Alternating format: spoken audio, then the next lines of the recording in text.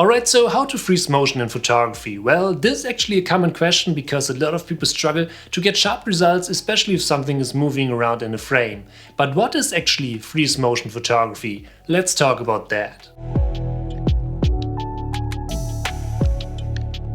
Okay, so what's up and welcome back to another video on this channel, and I hope you had a fantastic day. And yes, today we will talk about freeze motion in photography. So yeah, if parts of your photo are blurry, especially in moments where something is moving around in the frame, it is most likely that you have made a couple of small mistakes that you can easily avoid if you follow some tips and tricks. And the first tip that we need to talk about is all about shutter speed. And yes, this is actually one of the most common settings that you need to check if you want to freeze the motion in your photos. Because yeah, if you take photos while using shutter speed settings that are way too slow, your camera needs way too much time to take the photo while your key element is still moving around. And yeah, exactly that causes the blurry effect in your images because the hand is still moving around while your camera tries to capture the moment. And to avoid this problem, you always should start with faster shutter speed settings. So for example, everything above 1/400 or 500. In this case, it totally depends on how fast your key element moves around. So for example, if you take photos of a model, you can easily use slower shutter speed settings as well. But if you take photos of people running around or maybe some animals,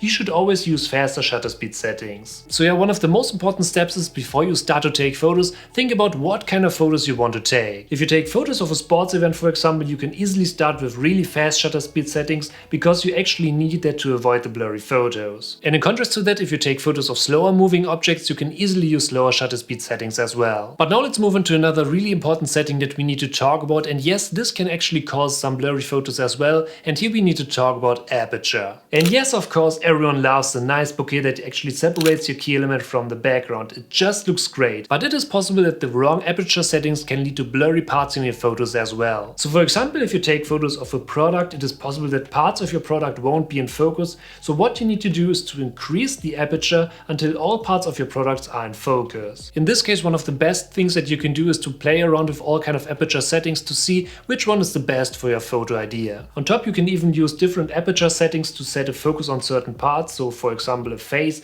or maybe the name of a brand and all these kind of things. So yeah, don't just stick to one aperture setting, actually try to be a little bit creative and use the aperture as an advantage to let your key elements stand out. And since we already talked about aperture and shutter speed, we definitely need to talk about ISO next. And yes, especially if you use faster shutter speed settings and if you increase your aperture as well, your overall image gets darker. So what you need to do is to raise the ISO to make the overall image brighter again. And I know, of course, everyone says that you need to be careful if you start to increase your ISO, but in the end what I always say is don't be afraid to use higher ISO settings if it is necessary to get the shot that you want to have. And especially if you can't make your overall image brighter by using different settings or maybe some additional lights, you need to raise the ISO to get the shot. And of course, especially today's cameras can actually handle higher ISO settings really good, and on top you can even edit your photos later on in Lightroom as well to reduce the noise and grain in your images. And as an example, sometimes I really like to add some grain to my images because yeah, it gives this image this natural filmic look. But in the end, what you should know is that it is okay to use higher ISO settings, especially if you need these kind of settings to get the shot. And yes, last but not least, we need to talk about one of the most important tips that I can give you if you want to freeze motion in photography, and here I need to say, just be relaxed. As a beginner photographer, I actually got really stressed whenever I didn't get a shot, and if that happens, you will never get the best result because you're not relaxed. So yeah, it is really important to stay calm. In the end, there's no right or wrong. It always depends on your own idea and what you want to do. And yeah, especially if you have a photo idea that currently won't work, it is okay to move on. Maybe try it again 2 days later. And as an example, I had multiple ideas where I didn't get the shot, but 2 days later I tried it again and it was a success. And this is actually one of the main reasons why I share my POV photography sessions, because I just want to show that you need to get out there. Just take photos, have fun and enjoy the whole process. In the end, there are always a couple of bad results next to those great shots,